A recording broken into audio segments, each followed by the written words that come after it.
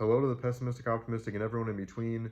My name is Connor Philippine. Welcome back to the Minnesotan Sports Podcast, where the Bears just took a 12-10 lead and the Vikings need a miracle to try and get some sort of Hail Mary or whatever to beat the Bears, the 3-8 Bears. This was one of the most atrocious offensive performances I have ever seen as a Vikings fan. Dobbs mania is over. It was a fun run while it lasted. A few weeks of very impressive. I mean, what he was able to do in those first couple weeks was very impressive. But, and as we're just going to try and run this back and see if we can get lucky on a run back, and pretty nice run back to 35, but that's not going to get us anywhere. As we'll see if Dobbs can go for a 5th interception here. We'll see if that would be cool if he did that. But yeah, it's pretty clear at this point, Dobbs mania is over. At this point, we know that if we can put together the most perfect game plan known to man, and if the offensive line can protect him, Josh Dobbs can have a good game. If he is in any way uncomfortable in the pocket, he is awful. And it's a pretty big swing there because Josh Dobbs, if he's got good offensive line play, he can scramble around. He's one of the most elusive QBs in the league. As here's the last play of the game, and we throw it to the 50-yard line, and we don't even try and go for the toss. Now we're tossing it around, and here comes the keep away. Josh Dobbs throws it. That's a forward pass anyway. Game over. So the Vikings lose. I don't know, what are you doing? It's obviously a forward pass. It's fun watching the offensive line run with it, at least. One of the most entertaining plays all game. But yeah, if Josh Dobbs does not have a perfectly clean pocket, he is garbage. He threw 4 interceptions in this game. It could have been 7. That's not even an overstatement. I mean, he went from having a really impressive first couple games, really impressive story, to just being like, I can't think of a worse performance by a starting QB. He had the one good drive, and that was it. And the Vikings defense put up one of the best games we've seen from a Vikings defense in a really long time, and it was completely squandered. The Vikings defense did everything they could to put this team in a position to win. The Vikings were able to get ahead 10-9, and the defense was able to get a huge interception and put the Vikings in really good position. They also got a takeaway when the Bears had a chance to go up by 2 scores, which led to that, drive to put the Vikings ahead. But yeah, the Vikings get that key interception, up 10-9, 3 minutes left in the game, and they can't get a single first down. The running game is awful.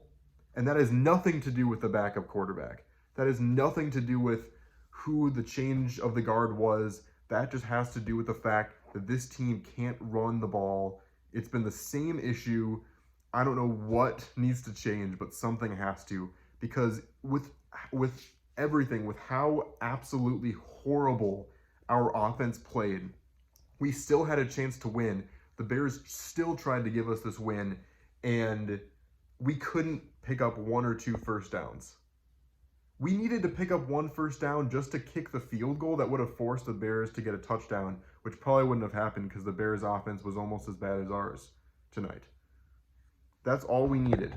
We even maybe needed 5-6 yards to get into field goal range and make it maybe tempting to try and go for that. And then on top of that, Dobbs sucked. So we'll leave Dobbs alone after saying that, but he was awful.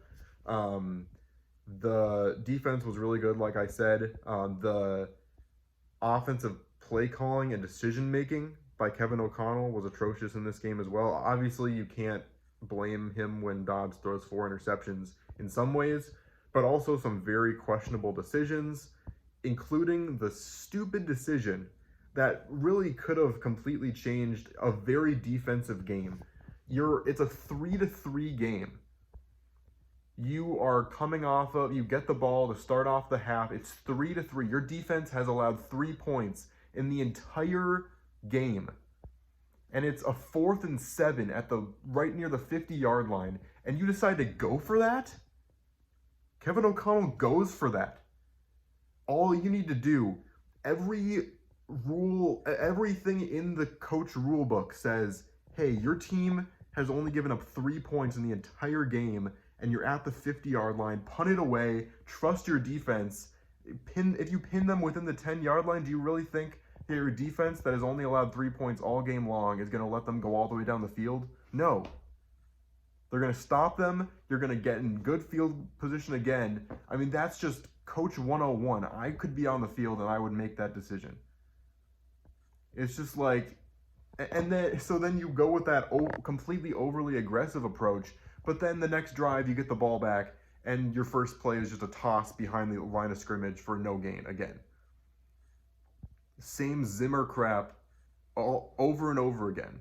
I understand Dobbs sucks, but if you're going to do that down 3, you might as well just give up the game anyway. I understand Josh Dobbs has a good chance of throwing another interception, but I'd rather see Josh Dobbs throw 3 more interceptions in this game and make it 7 than watch one more stupid throw to the left or right behind the line of scrimmage for a gain of 1 or 2 on 2nd and long.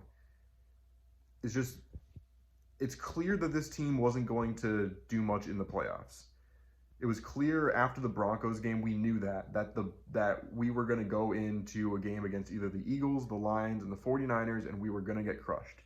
Now, I don't know if we're even going to make the playoffs, because we've got a game against the Raiders. They've honestly been playing better than meets the eye. They've got a good enough defense where I don't think Dobbs is going to do anything against them. We have Justin Jefferson hopefully back now after the bye. But that doesn't matter if Josh Dobbs can't hit a wide. I didn't even mention the Addison play where Addison was literally wide open after his defender went down with an injury, and Dobbs missed him on a wide open pass. If he can't do that, then we might not win against the Raiders.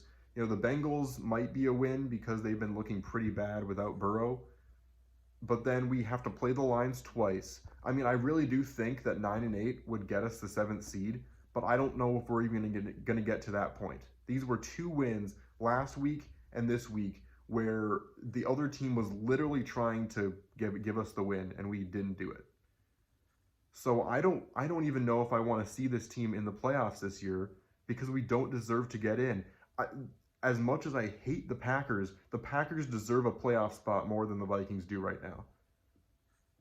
Because yes, the Vikings were given a really bad situation, but even with how bad certain things went in this game, we had a chance to win and we still couldn't do it. The play calling's awful.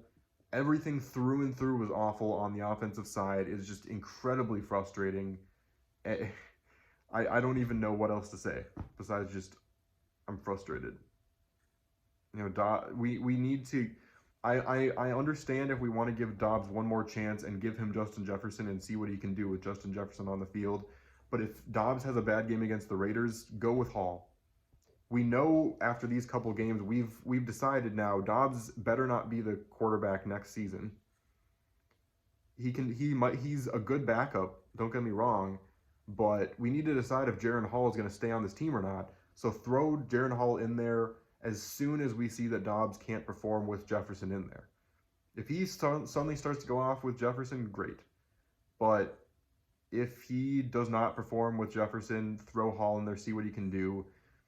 And, you know, it's just frustrating because Dobbs came in and did just well enough to win us enough games where now we're not going to get one of the top QBs in the draft. And now he tanked just when we were starting to think that maybe we had a shot at getting to the playoffs. It's a frustrating turn of events. The Vikings are just going to end up in a position where we're going to be anywhere between the 10th pick and the 16th pick in the draft. And we're going to think, the top 4 quarterbacks are gone. We're not going to do anything. We're just going to draft another defensive player that's not going to do anything. Let's talk about that. We could talk about that too, as Hamilton is killing it on the Ravens, and hasn't even seen the field. I'm not even trying to do a pun right now. I wouldn't at this point. It's just so many things that are just racking up of frustration and more frustration. is the Vikings are now once again just going to be mediocre again. We're probably going to be either one above 500 or one below 500, right smack in the middle. Not bad enough where we can make enough that's really going to change our team around. Eyes are on the regardless of if we make the playoffs or not. My eyes are fully on the off season right now. You know, there's no way we're doing anything in the playoffs if we make it, and we don't deserve to be there right now. So there's that for you. Happy Monday, everyone. Happy Cyber Monday. I didn't buy anything, and I'm definitely not buying into this Vikings team right now as they lose 12-10 against the 4-8 Chicago Bears. So there you go. Let me know what you think in the comments, and I'll see you on the flip side.